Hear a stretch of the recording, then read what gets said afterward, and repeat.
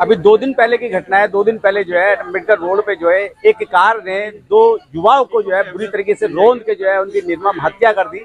देखा जाए पुलिस प्रशासन की अगर नाकामी की बात की जाए तो पुलिस प्रशासन ने केवल और केवल अपनी खाना पूर्ति करते हुए एक व्यक्ति को गिरफ्तार किया और अगले दिन ही उसको बेल दे दी। बाकी के जो लोग गाड़ी में थे उनको अभी तक कोई गिरफ्तारी नहीं की। परिवार जो पीड़ित परिवार है वो कहीं ना कहीं अपनी डिमांड, अपनी मांग, अपनी गुहार लेके जब वो जो थाने चौकी के चक्कर लगाता है तो उनको घेर लिया जाता है और घेर के उनपे और उल्टा उनपे दबाव बनाने की कोशिश करते हुए 150 से 200 अज्ञात लोगों पे FIR दर्ज कर देता है पुलिस प्रशासन। और पीड़ित परिवार से जब हमने बात करते हैं तो वो बताएंगे अपने दुख भरी दास्तान, क्या घटना है, किस तरीके से। सर ये घटना है 5 सितंबर की रात को 11 बजे अम्बेडकर रोड से।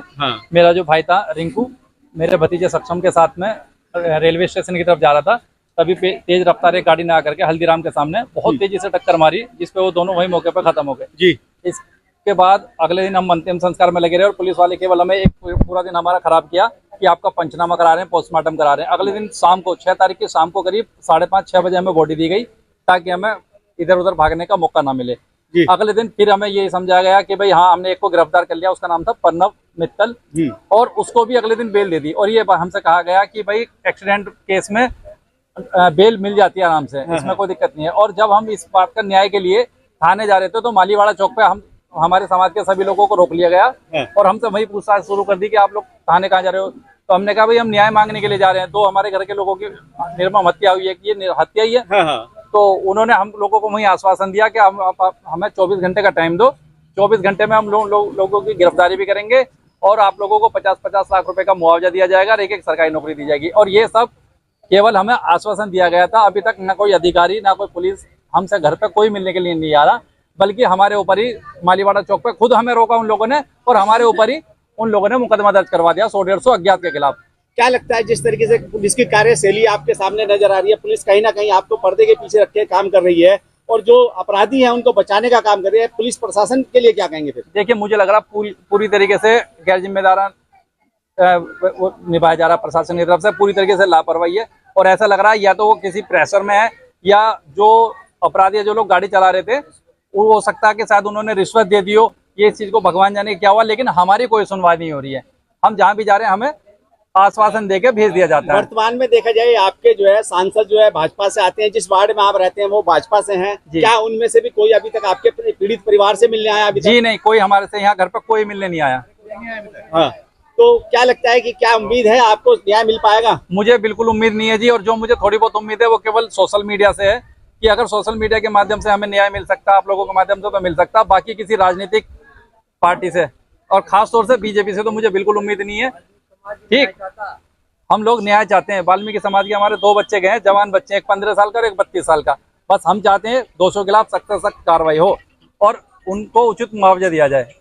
क्या लगता है जिस तरीके से 4 बच्चे जो है पीछे छोड़ के गए, परिवार में जो है कमाने वाला अकेला व्यक्ति था, उन 4 बच्चों का, चारों ही बेटियां हैं, उनका भरण पोषण की अगर जिम्मेदारी की बात की जाए, आपने जिस तरीके से सरकार से मुआवजे की बात की है, क्या लगता है कि सरकार पे विश्वास है मुआवजे? मुझे बिल्कुल विश्वास नहीं है जी, बिल्कुल विश्वास नहीं है मुझे कि सरकार इस मामले में कुछ करेगी। मुझे बिल्कुल उम्मीद नहीं है। हमारे बीच तरुण रावत जी हैं और देखा जाए तरुण रावत जी इस समय एक उभरता हुआ चेहरा है सोशल वर्कर के रूप में, और देखा जाए तो अभी अपना कैरियर उन्होंने शुरुआत किया, काफी लंबे समय से इस क्षेत्र में काम भी कर रहे हैं। तरुण जी, देखा जाए आज एक वाल्मीकि परिवार के पास आप आए, उनका जलपान भी ग्रहण किया और एक हमदर्दी, एक सहानुभूति आपने दिखाई। कहीं ना कहीं एक परिवार के 2 लोग जो है अभी एक गाड़ी एक्सीडेंट के शिकार हुए और वो मौके पर उनकी मौत हो जाती है। आप यहाँ परिवार को तसल्ली देने के लिए आए, क्या कहेंगे पीड़ित परिवार के लिए? पहले तो सबसे पहले मीडिया को प्रणाम। देखिए, मैं पीड़ित परिवार के लिए सबसे पहले जो मैं खुद कर सकता हूँ मैं उसी की बात करूंगा जी।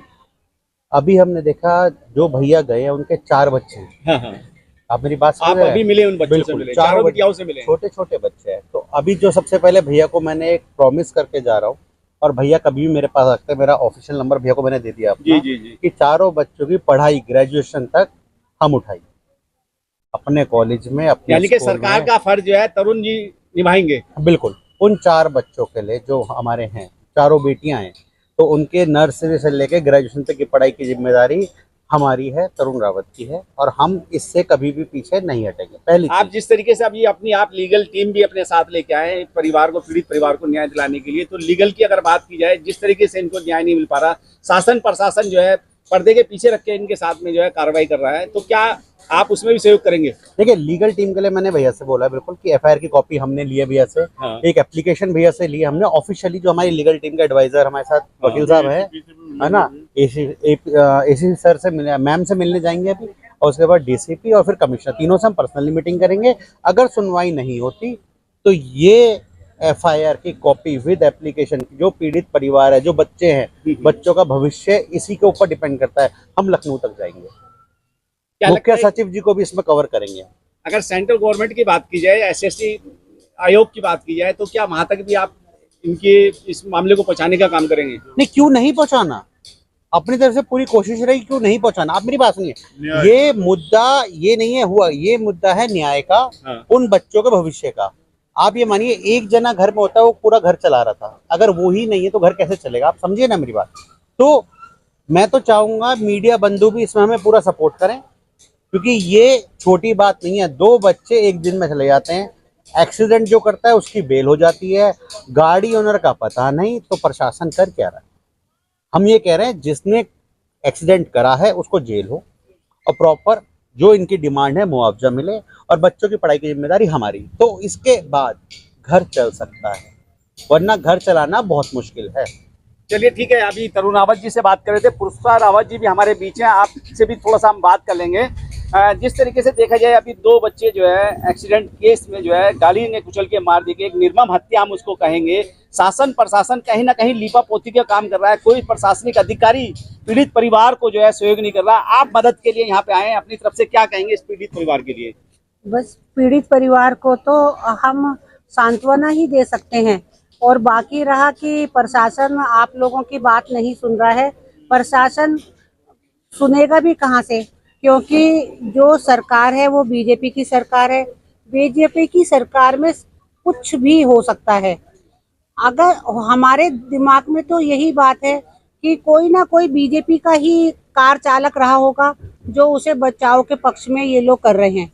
और हमारा ये है, हम इस समय किसी पार्टी के बेस पे नहीं आए, हम केवल अपने मानवता के उससे आए हैं। जब सुना कि एक गरीब परिवार के एक ही परिवार के 2 बच्चों की वो हुई है, तो हम उस बेस पे आए हैं कि हमसे जो कुछ होगा, जो कुछ बन पाएगा, हम उस परिवार के लिए करेंगे अपने पर्सनल तौर पे।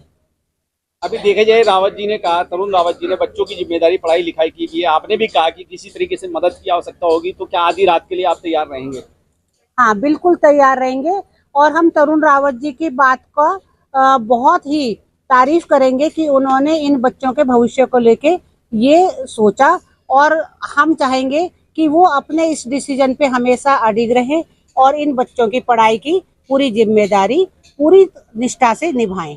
आइए हम उस पीड़ित परिवार के उस मुखिया से भी बात करते हैं, जिसके बेटे की जो है निर्मम हत्या गाड़ी के द्वारा की गई है, और वो 4-4 पोतियों का बोझ जो है अब इनके कंधे पे आ चुका है। आपसे भी जानना चाहेंगे, क्या कहेंगे इस घटना को लेके, जिस तरीके से जो है शासन प्रशासन ने जो है अनदेखी की हुई है? हम तो ये कहें जी, हमें न्याय मिले और बच्चों के लिए मुआवजा मिल जाना चाहिए जी, बच्चों के आगे का भविष्य सुधर जाए। अभी थाने चौकी के चक्कर आपने काटे हैं, लेकिन पुलिस वालों का क्या 3-4 दिन हो गए हमें चक्कर काटते काटते, हमें कोई आश्वासन नहीं मिल रहा, ना कोई कार्रवाई कर रहे लोग। हाँ।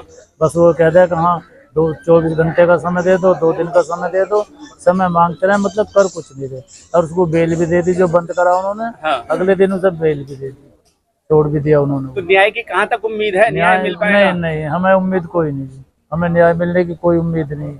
आप लोगों के द्वारा इस तरह से वो होगा तो हमें कुछ उम्मीद हो सकती है आपके द्वारा। अभी कोई राजनीतिक व्यक्ति, जिस तरीके से आप जो है कट्टर जो है भाजपा के समर्थक कहे जाते हैं, क्या भाजपा पार्टी का भी कोई नेता अभी हमारे यहाँ कोई नहीं आया जी, बीजेपी का नेता आज तक अभी तक कोई नहीं आया, 3-4 दिन से लेकर अब तक। बस समाजवादी पार्टी के आए थे। हाँ। बस उन्होंने आश्वासन दिया कि हम आएंगे, अभी तक तो फिर उसके बाद कोई नहीं आया।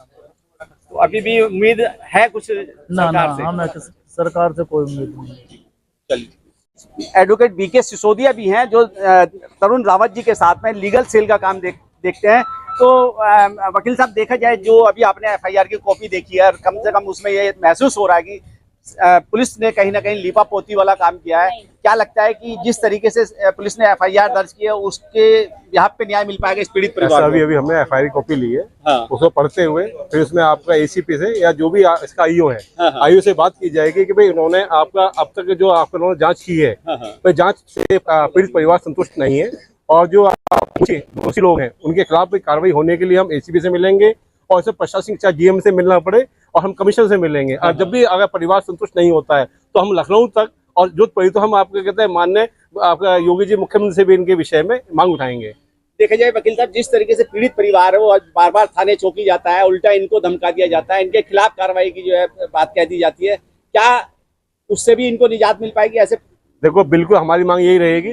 आज हो क्या रहा है, जो पीड़ित है उसके खिलाफ भी आपका कहते हैं कार्रवाई के नाम पर उसे कहीं ना कहीं आपके शांत किया जाता है और आपके कहते हैं उन्हें न्याय नहीं दिया जाता है। इसी को लेके भाई हम आपको कहते हैं सभी लोग आपको कहते हैं प्रयास करते हुए पूरी लीगल टीम और आपको कहते हैं आपका जो हमारी कहते हैं पुष्पा रावत जी हैं इनके आपको कहते हैं निर्देश अनुसार जो भी कार्रवाई हो पूरी तरह तैयार है और पीड़ित परिवार के साथ हैं हम लोग। जैसे कहते हैं कि कोई भी एक्सीडेंट होता है तो उसमें जो है आर्थिक रूप से मदद की जाती है शासन प्रशासन की तरफ से, वो भी इनको नहीं मिल पाया।